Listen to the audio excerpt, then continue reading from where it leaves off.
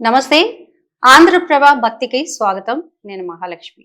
ఈరోజు మనతో పాటు శ్రీ శ్రీ శ్రీ డాక్టర్ సింధు మాతాజీ గారు ఉన్నారు. వారితో మాట్లాడదాం. అమ్మ నమస్తే. నమస్తే అమ్మ. అంటే ఇప్పుడు ఒకరు చేసిన వ్యాఖ్యల మీద అంతటా వ్యాపించి పెద్ద ట్రోలింగ్ గా మారింది ఆడవాళ్ళ దుస్తుల పైన. ఒక నటుడు శివాజీ అనే వ్యక్తి చేయడం వల్ల ఇది బాగా ట్రెండ్ లో ఉంది. అసలు చీర అనేది ఆ ఇండియన్ ట్రెడిషన్ లోకి ఎలా వచ్చింది? ఈ చీర యొక్క గొప్పతనం ఏంటి? మామూలుగా చీర అనేది ఏంటంటే పత్తి పండించింది మన భారతదేశంలోనే. ఎందుకంటే మన ఇండియాలో 8 గజాల చీర కట్టేటప్పుడు ఫారిన్ కంట్రీస్ లో బట్టలు అనేవి కూడా తెలియదు అన్నమాట. జంతు చర్మాలు కట్టుకొని తిరిగే వాళ్ళు అప్పుడు. మనం 7 వారాలు నగలేసుకుంటుంటే వాళ్ళకి జ్యువెలరీ అంటే కూడా ఏంటో తెలియదు.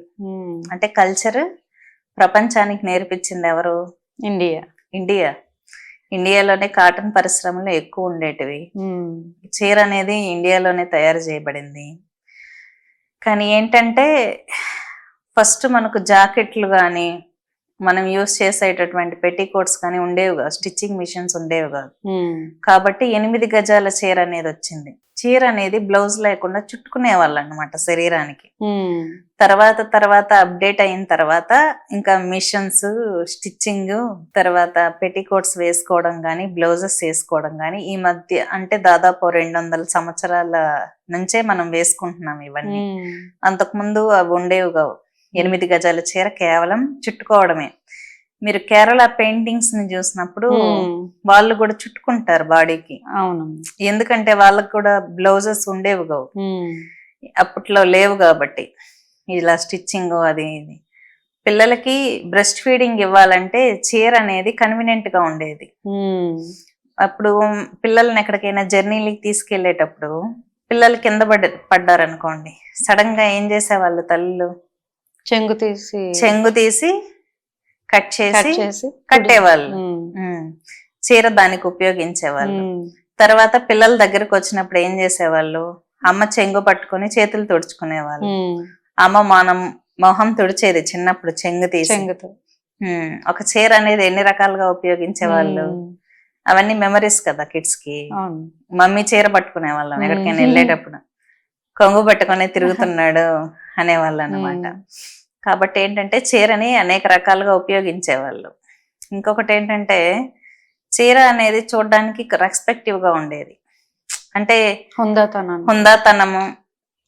మీరు ఇప్పుడు మైసూర్ యువరాణిని చూసినప్పుడు మైసూర్ ప్యాలెస్ లో ఆమె హుందాగా శారీ కట్టుకొని కప్పుకుంటుంది కొంగుతో. హుందాగా కనిపించేటటువంటి ప్రక్రియ. యువరాణులు మహారాణులు కూడా తీసుకున్నట్లయితే వాళ్ళ హుందాగా శారీ కప్పుకునాలి. ఇప్పుడు ద్రౌపదీదేవి మహాభారతంలో తీసుకున్నట్లయితే ఆమె దాదాపు 2-3 శారీస్ కలిపి హుందాగా కట్టుకునేదన్నమాట. అదేంటంటే గౌరవానికి సూచనగా ఉండేది. మన భారతదేశంలో రాణులు కావచ్చు, మనకి ఇప్పుడు కలెక్టర్స్ ని చూసినప్పుడు కూడా IAS ఆఫీసర్ నీట్ గా కాటన్ శారీ కట్టుకొని హుందాగా ఉంటారు వాళ్ళు.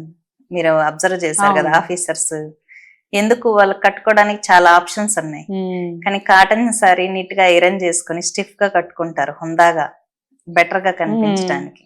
వాళ్ళకి చాలా బాగుంటుంది. IAS ఆఫీసర్స్ శారీస్ కట్టుకుంటే నేను ఎక్కువ గమనిస్తూ ఉంటాను. చాలా చక్కగా చీర కట్టుకొని ముద్దుగా కూర్చున్నారు మంచిగా. అంటే ఆ సీట్ కి అందం వచ్చేసేది అన్నమాట. స్మితా సబర్వాల్ గారు మంచిగా చీర కట్టుకొని అలా సీట్ లో కూర్చుంటే అమ్మవారు కూర్చున్నట్లు ఉండేది, బాగుండేది. కాబట్టి ఏంటంటే కంటికి మనసుకు కూడా అదొక ఫుల్ఫిల్మెంట్ ఇచ్చేది శారీ. ఆ పొజిషన్ కి కూడా అందాన్ని ఇస్తుంది అన్నమాట.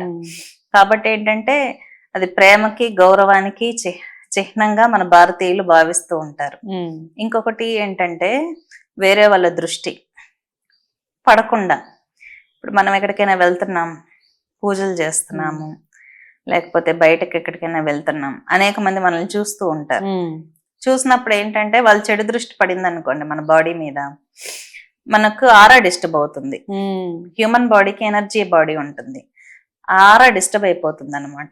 మీరు ఎప్పుడన్నా చిన్న పిల్లల్ని ఫంక్షన్స్ తీసుకెళ్ళినప్పుడు వాళ్ళ బుగ్గలు బాగుంటాయి కదా, అందరూ ఎత్తుకుంటే వాళ్ళు ఏడుస్తారు కొంతసేపు.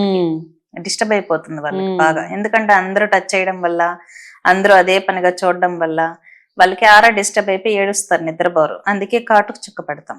దిష్టి ఫోకస్ చుక్క పెడతాం. ఫేస్ మీద పడకుండా కాటుకు బ్లాక్ గా ఉంటే దాని మీదే పడుతుందని కాటుకు చుక్క పెడతారు. పెళ్లి కూతురుకు కూడా కాటుకు చుక్క పెడతారు. బాగా డెకరేట్ చేసుకున్నప్పుడు ఫోకస్ అంతా బ్లాక్ మీద వెళ్ళిపోని అని. కాబట్టి ఇవంతా ఏంటంటే, వస్త్రం అనేది ఏంటంటే ఎదుటి వాళ్ళ నెగిటివ్ ఫోర్స్ మన మీద పడకుండా కూడా కాపాడుతూ ఉంటుంది డివోషనల్ గా. ఇంకా సామాజికంగా చీర ఎందుకు అంటే, అప్పట్లో ఇన్ని ఫెసిలిటీస్ కూడా ఉండేవి కాదు. పక్కనే ఇప్పుడైతే హాస్పిటల్ ఉంది మనకి, అప్పుడు హాస్పిటల్ ఉండేది కాదు. పడినా ఏం చేసినా జర్నీల్లో ఉన్న టక్కన చీర చింపేసి కాళ్ళకు కట్టేసేవాళ్ళు. అలాగా చీర అనేక విధాలుగా, పాలు ఇవ్వాలన్నా కూడా సరే. పబ్లిక్ లో ఇప్పుడైతే మనకు మదర్ ఫీడింగ్ సెంటర్స్ వచ్చాయి, ఎయిర్పోర్ట్ లో కూడా, రైల్వే స్టేషన్స్ లో కూడా ఇచ్చారు. కానీ అప్పట్లో 3 ఏళ్ళు తాగేవాళ్ళు పిల్లల పాలు. 3 సంవత్సరాలు పిల్లోడు పాలు తాగుతున్నాడు, పాప పాలు తాగుతుందంటే వాళ్ళు ఎలాగా డైలీ పాలు ఇవ్వాలి. అప్పుడు శారీ ఉంటే కవర్ చేసుకునేవాళ్ళు, ఈజీగా కవర్ చేసుకుని పబ్లిక్ లో అయినా పాలు నీట్ గా ఇవ్వగలిగే వాళ్ళు అనమాట. అంటే ఇప్పటికి కూడా మిల్క్ ఫీడింగ్ ఇవ్వాలి, బయటికి వెళ్ళాలంటే శారీ కట్టుకుంటారు మాక్సిమం 90% వాళ్ళు. శారీ కట్టుకొని మిల్క్ ఫీడింగ్ ఇస్తారనమాట. కాబట్టి ఏంటంటే అది మీకు ఫారిన్ కంట్రీస్ లో ఒక మినిస్టర్ ఇలాగే పార్లమెంట్ సభలు జరిగేటప్పుడు చేతుల్లో బేబీని ఎత్తుకొని ఫీడింగ్ ఇస్తూ స్పీచ్ ఇచ్చింది.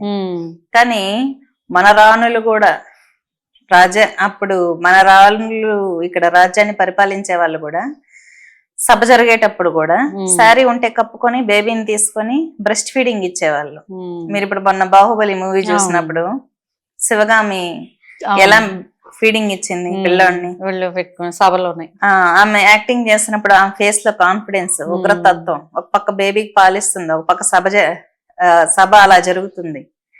అదే మనకు వేరే డ్రెస్ ఉంటే ఆవిడకి అక్కడ కంఫర్ట్ గా ఉండదు.